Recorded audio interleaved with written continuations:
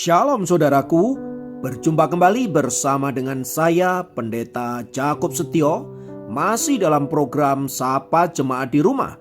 Kali ini kita akan berseteduh bersama-sama, mari kita berdoa. Bapa kami rindu, firman-Mu sungguh memberkati kami, dan biarlah melalui renungan firman itu, kami semakin dikuatkan, diteguhkan di dalam pengiringan kami akan Engkau. Kami siap diberkati. Terpujilah namamu kekal selama-lamanya. Dalam nama Yesus kami berdoa. Haleluya. Amin. Firman Tuhan kali ini terambil dari Matius 5 ayat 13. Matius 5 ayat 13 berkata, "Kamu adalah garam dunia. Jika garam itu menjadi tawar, dengan apakah ia diasingkan? Tidak ada lagi gunanya selain dibuang dan diinjak orang." Saudaraku, Tuhan Yesus mengidentifikasi para muridnya sebagai garam dunia. Mengapa Tuhan menggunakan kata garam untuk mengidentifikasi para muridnya? Karena memang garam memiliki banyak manfaat bagi kehidupan umat manusia. Salah satunya adalah untuk memberi rasa dalam makanan. Itulah sebabnya ada istilah seperti sayur tanpa garam. Itu artinya hambar sama sekali. Oleh sebab itu, garam digunakan untuk memberi rasa agar makanan yang kita makan enak rasanya. Selain memberi rasa, garam juga memiliki fungsi yang lain seperti antiseptik, pengawet makanan, menjaga keseimbangan elektrolit, dan lain sebagainya. Dengan menggunakan kata garam, Tuhan Yesus sepertinya ingin memberitahu para murid-muridnya bahwa hidup orang percaya harus berguna dan berdampak bagi orang lain. Sama seperti garam, selagi bisa memberikan manfaat, maka kita harus berdampak. Sebab ada waktunya garam menjadi tawar. Saudaraku, hidup ini sangatlah singkat. Oleh karena itu, maknailah hidup ini dengan sesuatu yang berguna.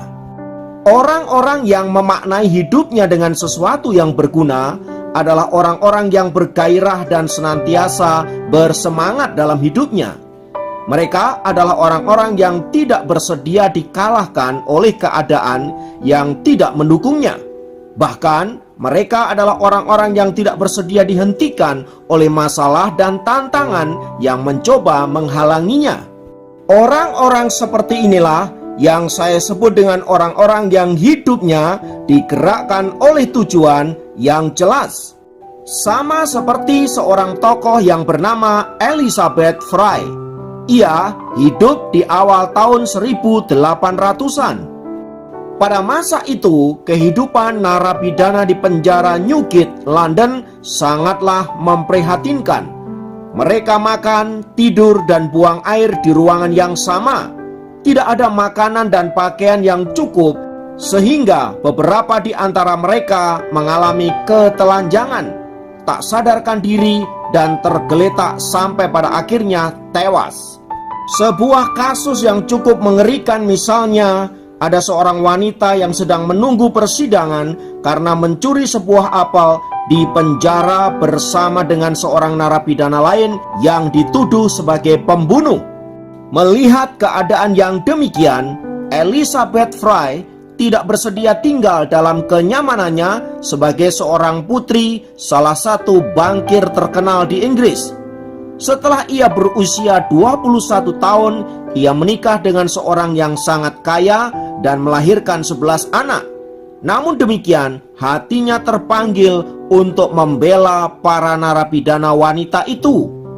Elizabeth Fry yang dikenal sebagai perintis reformasi penjara, ia melakukan pelayanan demi pelayanan untuk menolong orang-orang yang ada di dalam tahanan, khususnya para wanita. Ia membagikan obat-obatan dan pakaian bagi para tunawisma dan narapidana yang mengalami ketelanjangan. Ia juga kemudian membantu mendirikan sebuah sekolah perawat agar dilahirkan banyak perawat yang bisa menolong orang-orang yang ada di dalam kesakitan. Pada usianya yang ke-30, Elizabeth Fry berhasil mendapatkan izin untuk melayani para narapidana wanita di Newgate, London. Namun tindakannya itu justru mendapatkan perlawanan dari teman-teman sebangsanya, orang-orang kaya di lingkungan para birokrat. Namun Elizabeth Fry mengesampingkan perkataan yang tidak membangun tersebut. Fry tetap setia membacakan Alkitab bagi para narapidana yang akan menerima hukuman mati, mengajar menyulam, dan menolong mereka untuk menjalani hidup secara sehat. Dari tindakan Elizabeth Fry ini, saudara-saudara, pada abad 19, para pengamat menilai bahwa tindakan Fry ini telah membawa dampak mukjizat yang begitu luar biasa.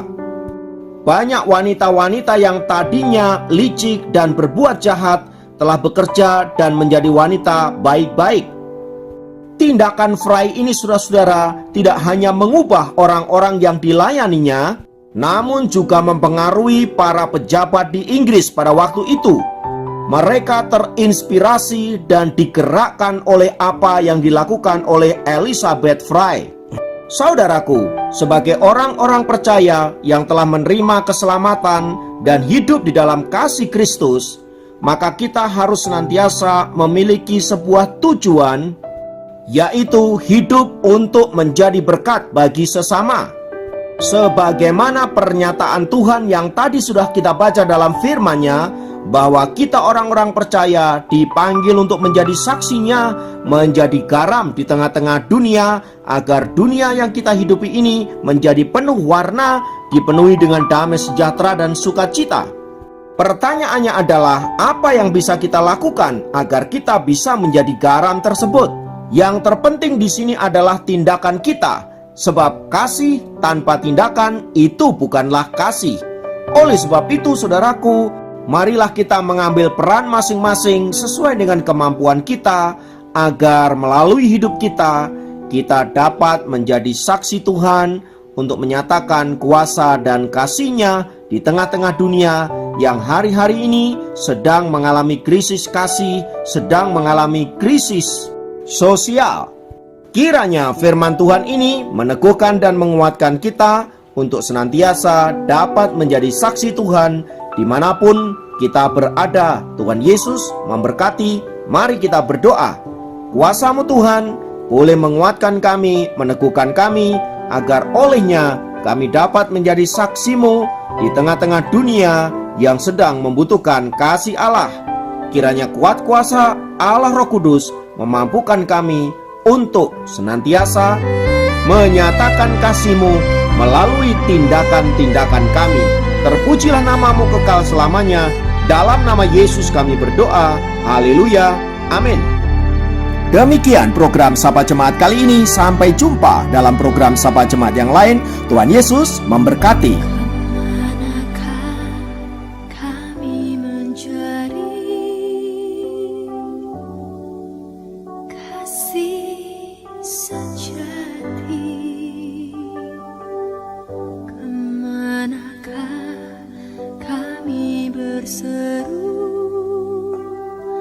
Saat badai datang